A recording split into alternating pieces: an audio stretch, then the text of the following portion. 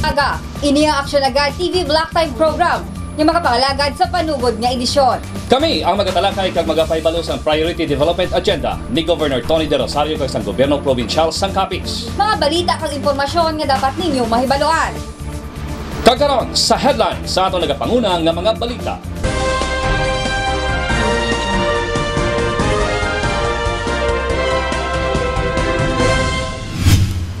Panay River, Amligan, Governor Tony. Serbisyo pasilidad sa pampubliko nga ospital kaayuhon. Villarreal Stadium, igapaidalom sa rehabilitasyon. Matinlo nga palibot suportado sang Gobyerno Probinsyal. Bulig para sa kubos, prioridad sang gobernador. Kaso sang dengue, ginatagan ikalapangod sang gobernador. CANC, InfoArm sang Gobyerno Probinsyal.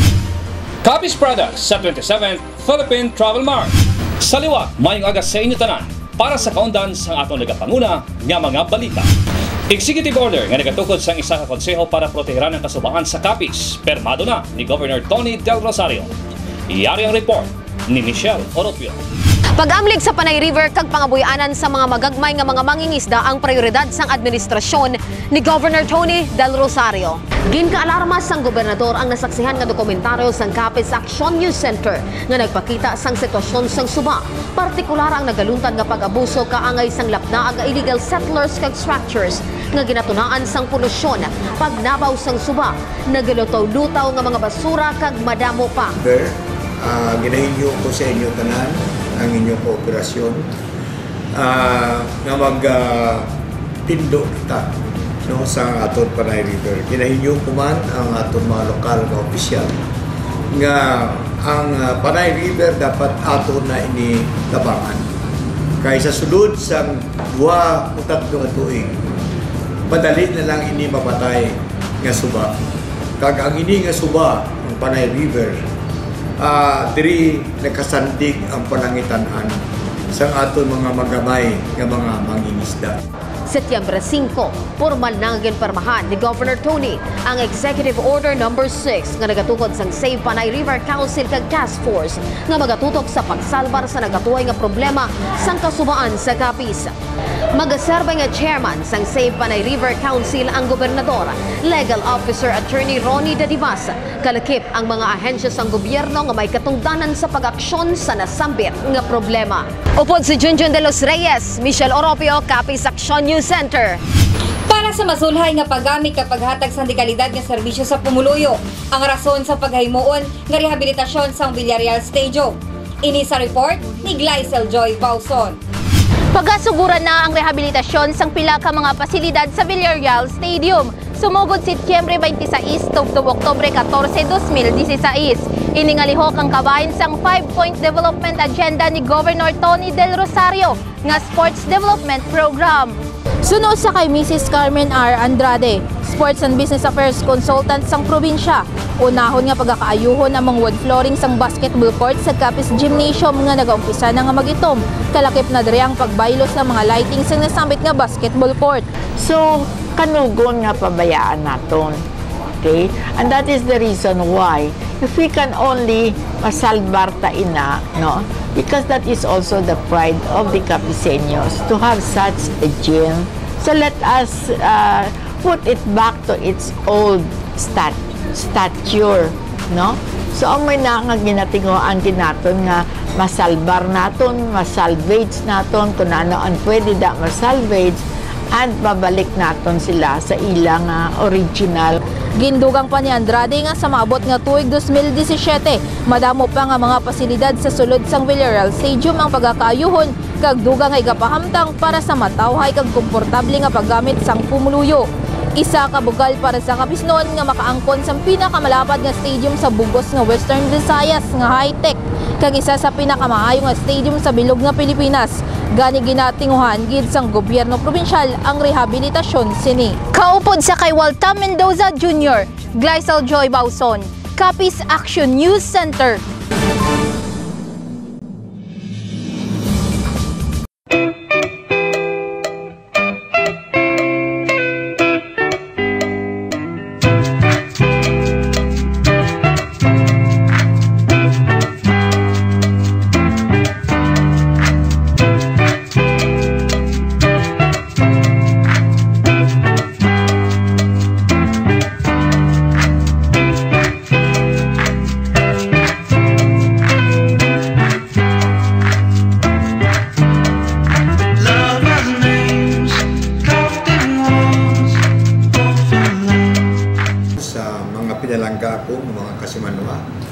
nga ang aton Panay River ginahinyo ko sa inyo tanan ang inyong kooperasyon nga magtindo kita no sa aton Panay River. Ginahinyo ko man ang aton mga lokal nga opisyal nga ang Panay River dapat aton na ini tabangan kay sa sulod sang 2 o 3 nga tuig madali na lang ini mapatay nga suba. Kag ang ini nga suba ang Panay River diri nakasandig ang panangitan-an sang aton mga magamay nga mga mangingisda. Ang ini ginapabugal naton labi na gid ang aton mga talaba, sisi, tahong nga nagatubo lang diri sa aton Panay River. Kung maghigko ini hindi na ini magtubo nga kaparehas ang aton subong gina-enjoy nga klase sa pamabuyanan.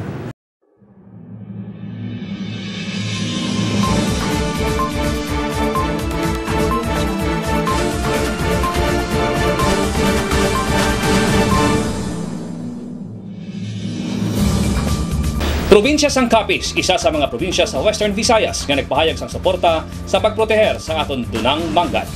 Sa balita ni Froilan Onarce.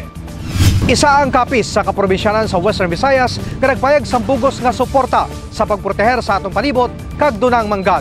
Ang pagpayag sa suporta ang pinagi sa pagpirma ni Governor Tony Del Rosario sa isa ka commitment of support kadungan sang gipadigayon nga courtesy call sa makatapos ang Department of Environment and Natural Resources sa DENR Regional Office 6 sa pagpangunan ni Bonifacio Bayula sa Regional Enforcement Division bilang kabahin sa ilang programa. First nila is that nag-isa kami isa kita sa mga signatories sa kasultanan na maproteksyonan ang interes sa pumuluyo diri sa Rion Sais parte sa pagproteher sa aton environment. Pinasa gitagan nagtulupangod sa kampanya sang DENR kag local government unit sa kaprobinsyanan sa Rion Sais amo ang pag-inganyo sa tanan nga tinluan sang maayo ang aton palibot kasubong sa paghaboy sang basura sa insakto nga lugar, paglikaw sa pagdapong gamit ang mga bagay nga may kimikal nga makatugas ang polusyon sa hangin kag pag-amlig sa dunang manggad. Inyo man sang gobernador ang kooperasyon sang pumunuyo nga magbulig sa pagmintinar sang katinlo nga nagapanguna nga solusyon para nga mapaganhagan ang epekto sang polusyon sa aton palibot. Kaupod sa kay Walter Mendoza Jr., ako si Froilan Onarce, Capiz Action News Center. Administrative Order No. 2 nga nagatukod sa Capiz Action News Center bilang information arm sang gobyerno probinsyal, permado na ni Governor Tony Del Rosario. Magabalita, Michelle Oropio. Mas masangkad nga pagpalayag sa impormasyon na tuhoy sa 5-point development agenda ni Governor Tony Del Rosario kag sa aktibidades, programa kag proyekto sang gobyerno probinsyal sang Capiz. Ang Capiz Action News Center o kung CANC kilalaanay bilang Capiz Provincial Press Bureau nga ginabugusan sang 19 ka veterano kag lamharon nga may ikasangkon sa patag sang news and information gamit ang quad media nga linya sang komunikasyon. Ang Media Information Arm sang gobyerno probinsyal gintukod pinaagi sa Administrative Order No. 2 nga ginpirmahan sang gobernador Julio 5 sining tuig. Ginpahayag ni Provincial Legal Consultant Attorney Ronnie Dadivas nga ang CANC isa ka importante nga unit kag madamo na sang napamatudaan kung patag sang komunikasyon ang pagayunalaan. Rason nga kumpiyansa siya sa kapasidad sini sa pagbalita sang programa kag aktibidades sa idalom sang administrasyon ni Governor Tony para sa benepisyo sang pumuluyo. We expect mag-improve pagid, no? As the number of years experience ninyo madamo kag malayo pagid ang maabutan sa aton nga Capiz Action News Center. So congratulations sa inyo pagpadayon nga pag-cover sa tanan nga programa kag proyekto sa aton nga provincial government. Michelle Oropio, Capiz Action News Center. Pondo para sa social services pagadugangan sang gobernador para mapatod ang bulig sa mga imol. Maga-report, Froilan Onarce. Ginpasalig ni Governor Tony Del Rosario nga pagatutukan sini ang paghatag sang bulig pinansyal ilabi na sa imol nga pumunuyo nga nagakinahanglan sa tion sang emerhensya. Dinatingwan sang gobyerno probinsyal nga madugangan ang pondo para sa social services agod mas madamo pa ang makabenepisyo partikular sa mga nagapangayo sang bulig kapareho sang balayran sang pasyente sa ospital kag ibakal sang bulong. Ang gobyerno may mga obligasyon nga dapat ang mga tao dapat pagatabangan kay kinahanglanon nga tabangan sila, especially ang mga tao nga hindi makasarang mabakal sa ilang mga bulan. Kaangot sa pagbasangkad sa social services, sinalom sa iya administrasyon, ginapreparar na sa provincial government ang mga kinahanglanon para sa isa ka kasugtanan. Sa tunga sang pila ka pulinarya sa Capiz, may kangtanan sa pagatag sang bulig sa mga nalisdan nga mga imol, pagi sa pagatag sang libre nga lungon, kag dugang nga napulo ka libo ka pesos nga bulig pinansyal. Luyag sang gobernador nga mapahamtang sa maayo ang pagpangabuhi sa Capiznon, sa diin iya ginibulusan nga mapasangkad ang programa para sa makubos nga pumuluyo sa probinsya. Kaupod sa kay Oscar de los Reyes, Froilan Onarce, Capiz Action News Center.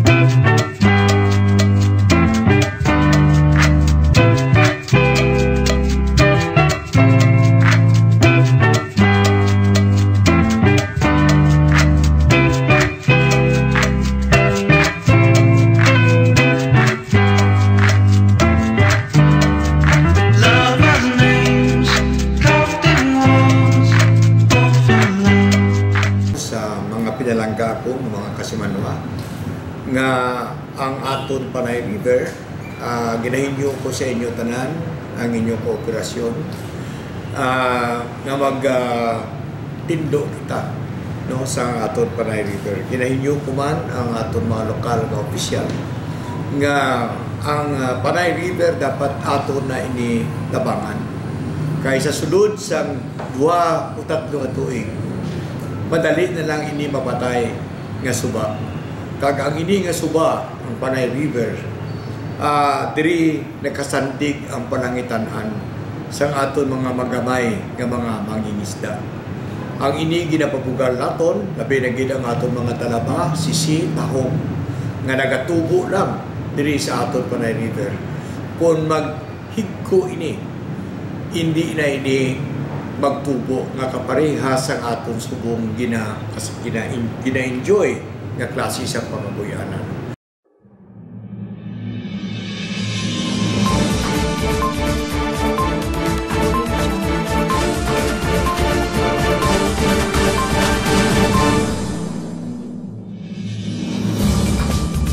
Anong ka mga fogging machines ginbakal sang gobyerno probinsyal para pakigbatuan ang balatian nga dengue?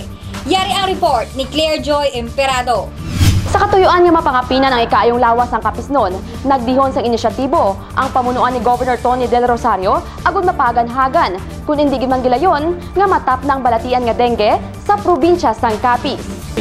So ang nag-initiate niya sa pagbakal ng fogging machine among aton nga gobernador, si Governor Tony Del Rosario, siya ginayaan naghambal nga mabakal na itaya sang fogging machine para na mabuligan naton or matap na naton ang pagdamo sa dengue diri sa Capiz. Base sa pinakauli nga record sang Capiz Epidemiological Surveillance and Response Unit o kon CESRO sang Provincial Health Office o kon PHO, nagdangat na sa 1,522 ka mga biktima sang dengue sa Capiz. Sa diin duwa na diri ang napatay. Ini ang ginkahangawan sa gobernador, rason nga ginhimudosan sini nga makabakal sang anong ka fogging machines. Matandaan nga gintugyan sang gobyerno probinsyal sang Capiz ang nasambit nga makinaryas sa PHO sang Agosto 26, 2016. Nga ginhatag naman sa mga rural health units o kon RHUs sa kabanuhanan nga mayara sa mataas nga record sang biktima sang dengue. Nagpanguna diri ang syudad sang Rojas nga may 459 ka mga biktima. Ginsundan sang banwa sang Hamindan nga may 134, kag iban nga mga banwa nga may minimal lamang nga mga biktima. Ginpahayag sang PHO nga ang fogging activity ang nagsugod na sang Setyembre 2. Upod si Walta Mendoza Jr. kag Teresa Fernando. Claire Joy Emperado, Capiz Action News Center. Ginapabugal nga produkto sang Capiz ginpasundayag sa 27th Philippine Travel Mart.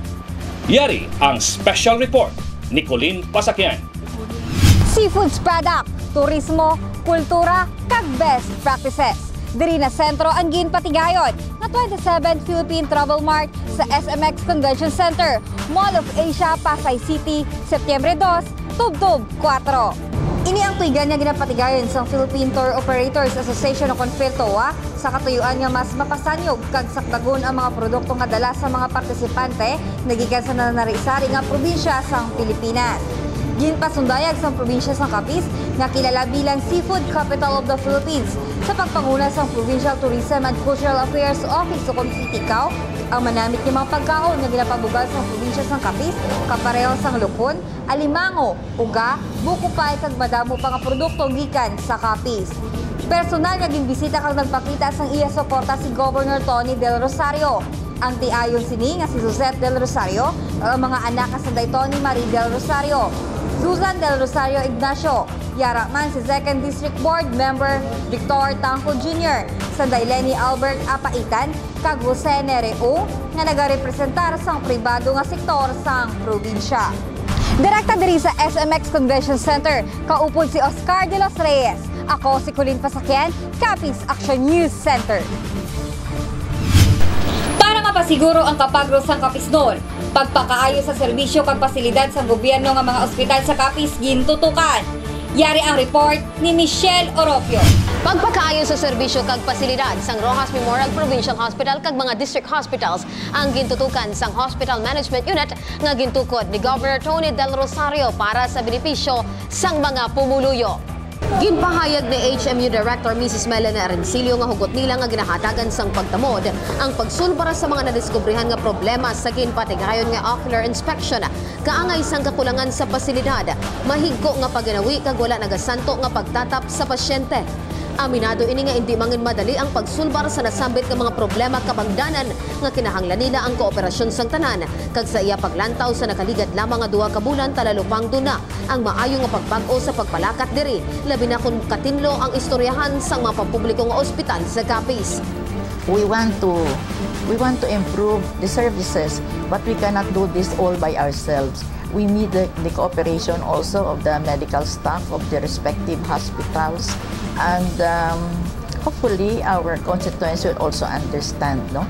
Mailaman nga maintindihan nga ini nga mga butang, mga improvements nga aton nga ginaplano para sa ila, hindi nato ni makuha sin insigida. Ginpangabay man ni Mrs. Arancillo sa mga nagatrabaho sa ospital nga ihatag ang pagtatap sa pumuluyo nga may kaluoy kag pagpalangga.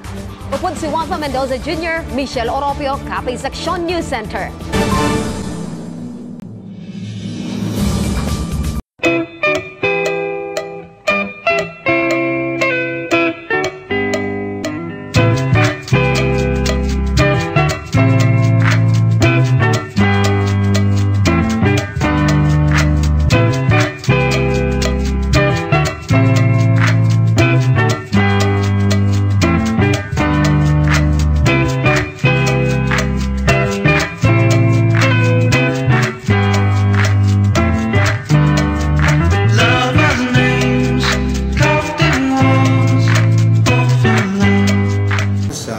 Pinalangga ko mga kasimanwa nga ang aton Panay River, ginahinyo ko sa inyo tanan ang inyong kooperasyon nga magtindo kita, no, sa aton Panay River. Ginahinyo ko man ang aton mga lokal na opisyal nga ang Panay River dapat aton na inilabangan kaysa sulod sa 2 o 3 tuig madali na lang ini mapatay nga suba.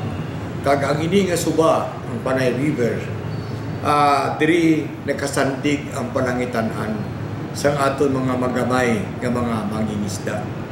Ang ini ginapabugal naton, labi na gid ang aton mga talaba, sisi, tahong nga nagatubo lang diri sa aton Panay River. Kung maghigko ini, hindi na ini magtubo nga kaparehas ang aton subong gina-enjoy nga klase sa pangabuyanan.